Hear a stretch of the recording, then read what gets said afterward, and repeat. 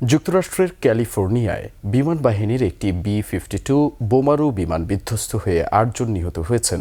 এদিকে সাইবেরিয়ায় ইরকুতস্ক অঞ্চলে রুশ সামরিক বাহিনীর একটি রোমারু বিমান বিধ্বস্ত হয়েছে। দক্ষিণ ক্যালিফোর্নিয়ার এডওয়ার্ডস বিমান ঘাঁটি থেকে উড্ডয়নের কিছুক্ষণ পরেই বিমানটি বিধ্বস্ত হয়। জরুরি উদ্ধারকারী দল দ্রুত ঘটনাস্থলে উদ্ধার কাজ শুরু করে। হতাহতদের মধ্যে সামরিক সদস্য, সরকারি কর্মকর্তা ও বেসামরিক ঠিকাদার ছিলেন। সম্প্রতি ইরানের বিরুদ্ধে যুদ্ধে এই বিমান ব্যবহার করে হামলা চালিয়েছিল মার্কিন বাহিনী। এটি প্রায় ৭০,০০০ পাউন্ড ওজনের সমরাস্ত্র বহন করতে সক্ষম ছিল। অন্যদিকে সাইবেরিয়ার ইরকুতস্ক অঞ্চলে রুশ সামরিক বাহিনীর TU-22M3 কৌশলগত একটি বোমারু বিমান বিধ্বস্ত হয়।